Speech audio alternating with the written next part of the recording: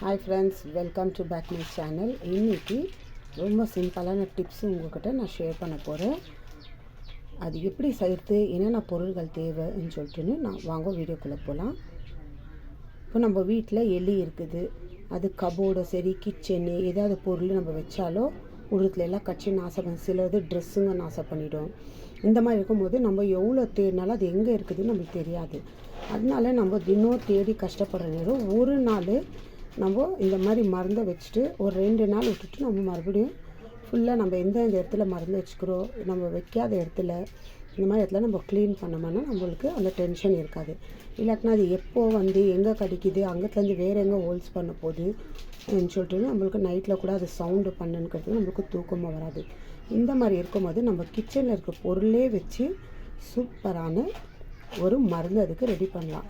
சில பேர் இந்த கம்மு அட்டை வருது இல்லைங்களா, அது வச்சு யூஸ் பண்ணுவாங்க. அது குழந்தைங்க இருந்துச்சுன்னா குழந்தைங்க மறிச்சிடுவாங்க, இல்லை வயசானவங்க அவங்க போய் மறிச்சிடுவாங்க தெரியாமல். அந்த மாதிரிலாம் யூஸ் பண்ணாத நம்ம இந்த மாதிரி பொருளை வச்சு யூஸ் பண்ணலாம். இப்போ இது நான் எப்படி செஞ்சு எப்படி வைக்கணும்னு சொல்லிட்டுன்னு இது நீங்கள் காலையிலே வைக்கலாம், இல்லை நைட்டில் நம்ம தூங்கும் போது கூட அங்கங்கே வச்சிட்டோம்னா நம்ம ஒரு நாளைக்கு கொஞ்சம் சிரமம் பண்ணி எல்லாம் க்ளீன் பண்ணிட்டோம்னா எங்கெங்கே எலி செத்து இருக்குது, எங்கே மயக்கமாக விழுந்துருக்குது நம்ம க்ளீன் பண்ணி எடுத்து போட்டோம்னா மறுபடியும் அந்த டென்ஷன் நம்மளுக்கு இருக்காது.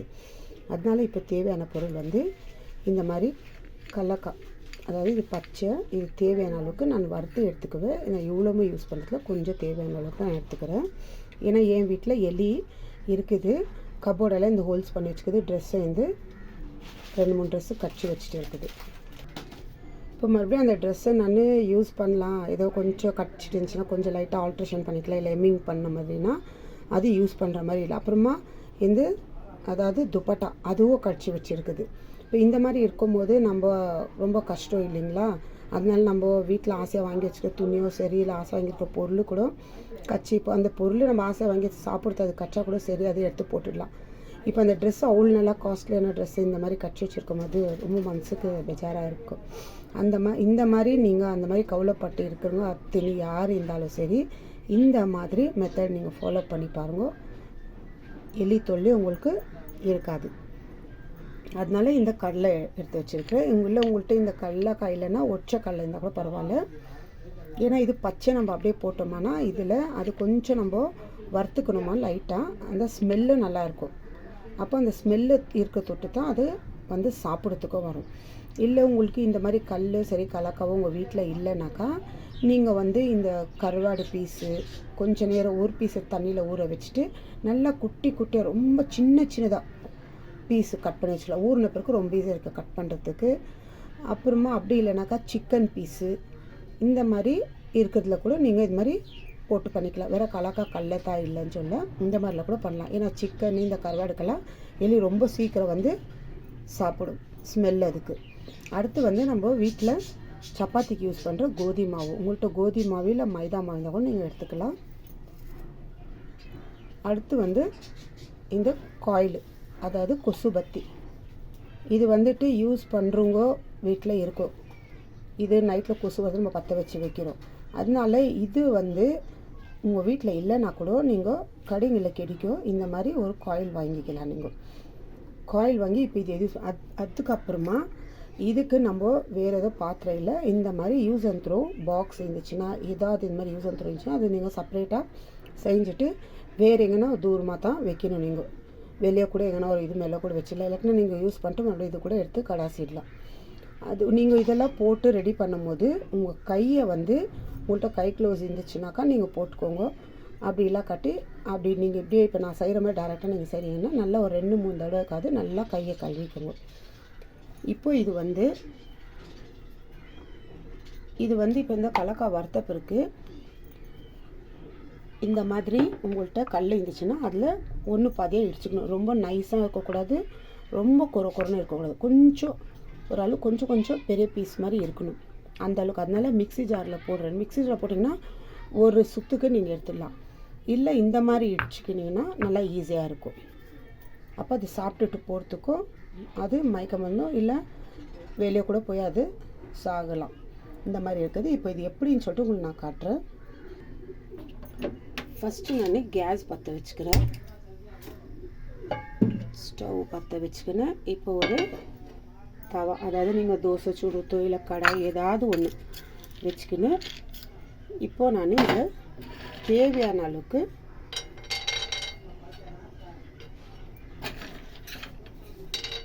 இவ்வளோ தான் எடுத்துக்க போகிறேன். இதை கொஞ்சம் லைட்டாக நல்லா வதக்கணும். கொஞ்சம் அது ஸ்மெல்லு மாறுற வரைக்கும் இந்த அளவுக்கு. இப்போ அது வதக்க நேரம் இப்போ நான் இந்த மாதிரி யூஸ் அண்ட் த்ரோ வச்சுருக்குது இல்லைங்களா, இதில் வந்து தேவையான அளவுக்கு நான் பத்தி வந்து இது மாதிரி பீஸ் பண்ணி போட்டுக்கிறேன். ஏன்னா இது கொஞ்சம் நேரம் நல்லா ஊறணும். ஏன்னா இது தான் முக்கியமான மருந்து அதுங்களுக்கு. இது சாப்பிட்டுச்சுங்கன்னா ஒன்று வெளியே போய் மயக்கமாயி செத்துடணும், இல்லாக்காட்டி உள்ளவே செத்துச்சுன்னா அதுக்கு தான் நம்ம கொஞ்சம் சிரமம் பண்ணி ஒரு நாளைக்கு தினம் நம்ம சிரமம் பண்ணுற நேரம் ஒரு நாளைக்கு இது வச்சு ஒரு 2 நாள் விட்டு 3ஆவது நாள் நம்ம ஃபுல்லாக அந்தந்த இடம் எங்கெங்கே வச்சுருக்குறோம் நம்ம வைக்காத இடம்லாம் க்ளீன் பண்ணிக்கலாம். இப்போ இது தேவையான அளவுக்கு தண்ணி, இவ்வளோ பெரிய பீஸ் தான் எடுத்துக்கணும். இப்போ அது கொஞ்சம் ஊறணும். ஏன்னா இதே தண்ணி வச்சு தான் இப்போ நம்ம அந்த மாவு எடுத்து வச்சுக்கிறோம் இல்லைங்களா, அதில் ஊற்றி பிசைய போகிறோம். பாருங்கள் இந்த அளவுக்கு. இப்போ அது கொஞ்சம் நேரம் நல்லா ஊறிடும். ஒரு 10 நிமிஷம் கழித்து பார்த்தீங்கன்னா நல்லா ஊறிட்டு இருக்கும். இப்போ இந்த ஊறிந்த தான் நம்ம எடுத்து இப்போ இந்த ஸ்பூன் கூட நீங்கள் இதுக்கே செப்பரேட்டாக வச்சுக்கலாம்.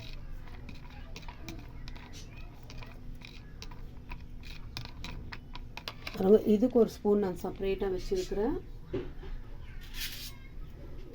ஏன்னா மறுபடியும் அது நம்ம யூஸ் பண்ணுறது மாதிரி இல்லை. நான் இந்த கலாக்காக்கு இதுக்கு வேறு டீஸ்பூன் வச்சுருக்கேன். ஏன்னா நீங்கள் கலாக்கால இப்போ அது மருந்தில் வச்சு இந்த கடாயில் இது இல்லை நீங்கள் இந்த மாதிரி கலாக்கா வளர்க்குற பொருளில் நீங்கள் வச்சிங்கன்னா அது மாதிரி பாய்சன் மாதிரி ஆகிடும். திரும்பி நம்ம தெரியாமல் அதே அப்படி யூஸ் பண்ணுவோம். அதனால இந்த மாதிரி இந்த வறுக்கிறதுக்கு நீங்கள் செப்பரேட்டாக இந்த மாதிரி ஒரு டீஸ்பூன் யூஸ் பண்ணிக்கோங்க. இந்த மாதிரி ஒரு டீஸ்பூன்னு, இதுக்கு வந்து செப்பரேட்டாக ஒரு டீஸ்பூன். கலக்க நல்லா வறுத்தாயிடுச்சு. இப்போ இதில் போட்டு லைட்டாக இடிச்சுக்கலாம். இப்போ நான் எப்படி எந்த அளவுக்கு நான் இடித்து காட்டுறேன்னு பாருங்கள். அது இடிக்கும் போது அது வறுக்கும் போது நல்லா ஒரு ஸ்மெல் வரும். அந்த ஸ்மெல் நல்லா அதுக்கு தெரியும்.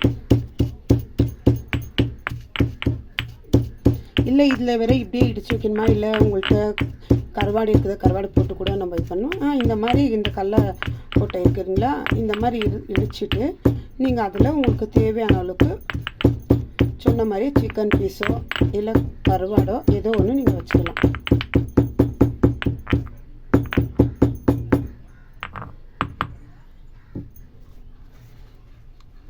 பாருங்கள் இந்த அளவுக்கு இவ்வளோ தான் கொஞ்சம் பவுட்ரு பண்ணியிருக்கணும். இப்போ நம்ம அந்த மருந்து அந்த காயில் பீஸ் பீஸாக பண்ணி போட்டு ஊற வச்சுருக்கீங்களா, அது பாருங்கள் எந்த அளவுக்கு ஊறி இருக்குதுன்னு.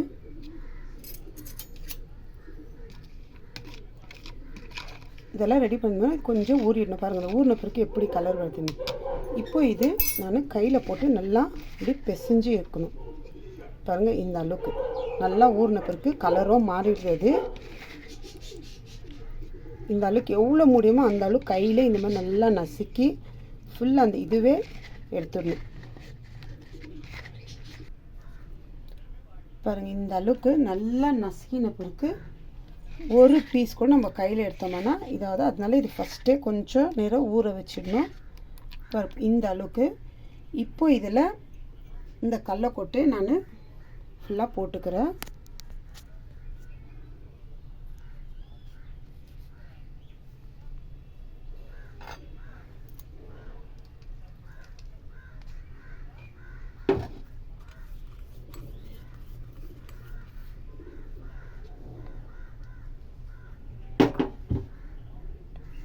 பாருங்கள் இந்த அளவுக்கு இந்த கடலைக்கொட்டையில் போட்டு நல்லா இப்படி கலக்கிடணும்.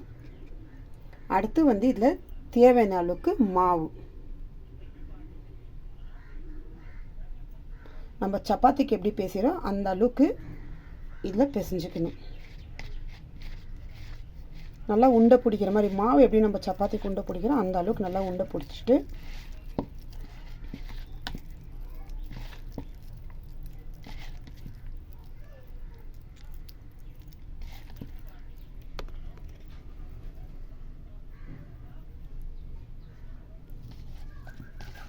நீங்கள் மிக்ஸ் பண்ணும்போது அந்த கலக்காய் வாசனை எல்லாம் நல்லா அந்த இருக்கும்.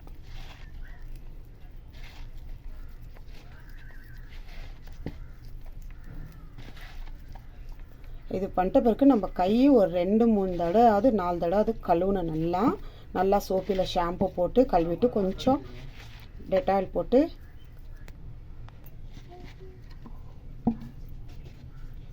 பாருங்கள். இந்த அளவுக்கு சப்பாத்தி போல் அந்த காயில் போட்டு கலரில் தான் இருக்குது. இப்போ நம்ம இதெல்லாம் இது பண்ணி பார்த்தோம்னா இந்த கெவுர்மா யூஸ் பண்ண மாதிரி கலரில் இருக்குது. இப்போ இது சின்ன சின்ன உண்டியாக பிடிச்சிக்கணும். இதுக்கு தேவையான அளவுக்கு பேப்பரு, நியூஸ் பேப்பரு இல்லை ஏதோ பேப்பர் இருந்தாலும் பீஸாக கட் பண்ணிக்கோங்க.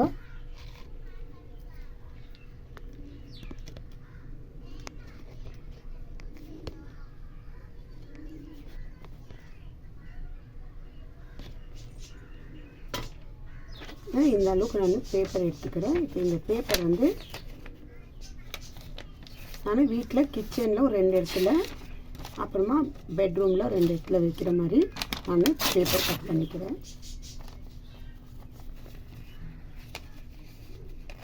சப்பாத்தி பிசைகிற மாதிரி தான் இருக்கணும் மாவு.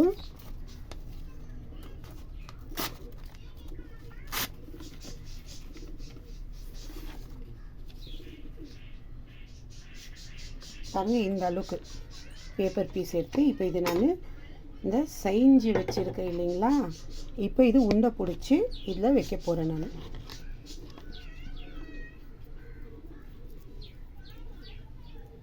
பாருங்கள், இந்த அளவுக்கு இந்த பேப்பரும் நல்லா இப்படி ஒட்டிக்கணும்.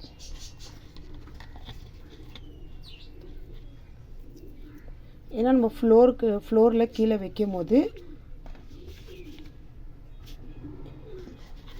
இது அந்த எலி இழுத்தா கூட வராத அளவுக்கு அப்படியே பிடிச்சிக்கணும் பேப்பரு. ஏன்னா வேறு வச்சு விட்டா இல்லை, இந்த அளவுக்கு நீங்கள் இப்படி வச்சு விட்டுடலாம். பாருங்கள், இப்போ நான் செஞ்சு கரெக்டாக ஒரு 4 பேப்பர் அளவுக்கு கரெக்டாக வந்திருக்குது. இப்போ இது நீங்கள் வைக்கும் போது, இப்போ இது ஃப்ளோர்ட்ட கிச்சனில் வைக்கிறீங்கன்னா இதுக்கு கீழே இப்போ இந்த பேப்பர் இப்படி வச்சுட்டு இப்படி ஃபோல்டு பண்ணிவிடுங்க. இதுக்கு கீழே இது இந்த மாதிரி கொஞ்சம் இந்த மாதிரி ஒவ்வொரு பேப்பர்லேயும் இப்படி ப்ரெஸ் பண்ணி வைக்கணும். ஏன்னாக்கா எலி இழுத்துட்டு போகும்போது கூட அந்த பேப்பர் இதில் கீழே நல்லா ஒட்டிக்கும். கொஞ்சம் நேரம் அது இழுக்கிறதுக்கு கூட கஷ்டம் இல்லைங்களா. அதனால இது வேறு எங்கன்னா இழுத்துன்னு போய் வச்சிடும். அதனால அதே இடத்துல அது எப்போ ரொம்ப நம்மளுக்கு ஹோல்ஸ் பண்ணி வச்சுருக்குது, நம்ம கபோர்டு நம்ம கிச்சனில் இருக்கிறதெல்லாம் அந்த இடத்துல வச்சிங்கன்னா இந்த மாதிரி வச்சுடுங்க. இப்போ 4 பேப்பரில் ஆகிட்டு இவ்வளோ வச்சுங்களா. இப்போ நம்ம பாருங்கள், இப்போ இந்த மாதிரி ப்ரெஸ் பண்ணிவிட்டு வச்சுட்டு நம்ம இப்படி இழுத்தாலும் கஷ்டம் வர்றதுக்கு, அவ்வளோ ஈஸியாக வராது. ஏன்னா எலி ஈஸியாக இழுத்துன்னு போயிடுது. ஏன்னாக்கு தான் ஸ்மெல் பார்த்துட்டு இழுத்துன்னு போயிடும். கொஞ்சம் அது கஷ்டப்படும். அதனால ஒரு 5 நிமிஷம் விட்டிங்கன்னா அது நல்லா அந்த ஃப்ளோரில் அமுக்கி விட்டிங்கன்னா இதாகிடும். இப்போ இந்த மாதிரி நம்ம அப்படியே இப்படி வச்சோம்னா, இந்த மாதிரி பேஸ்ட்டு பின்னாடி வைக்காது, இப்படி ஓப்பன் பண்ணி வச்சோம்னா பாருங்கள், அப்படியே இப்படி இழுத்துன்னு போயிடும். ரொம்ப ஈஸியாக போயிடும். அதனால் இந்த மாதிரி ட்ரை பண்ணி பாருங்க.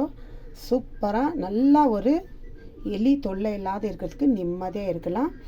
இன்னும் ஒன்று, இந்த எலி மருந்துக்கு இந்த நம்ம வெளியே செடியெல்லாம் வளர்க்குறோம், அது ரொம்ப நாசம் பண்ணுது. நம்ம ரொம்ப ஃபீல் பண்ணுறோம், ஏன்னா இப்படி எப்போ வளருதோன்னு காத்துக்குவோம், இந்த மாதிரி பண்ணி வச்சுருக்குதுன்னு சொல்லிட்டுன்னு. வெளியே வைக்கிறதுக்கு மருந்து நான் அடுத்த வீடியோவில் உங்களுக்கு வேறு எலி இது மருந்து நான் போடுறேன். இப்போ இந்த மாதிரி ட்ரை பண்ணி பாருங்கள் ஃப்ரெண்ட்ஸ், எவ்வளோ சூப்பரான ரிசல்ட் உங்களுக்கு கிடைக்குதுன்னு. மறுபடியும் உங்கள் துணிங்கெல்லாம் எதுவுமே நாசம் ஆகாது. ட்ரை பண்ணி பாருங்கள்.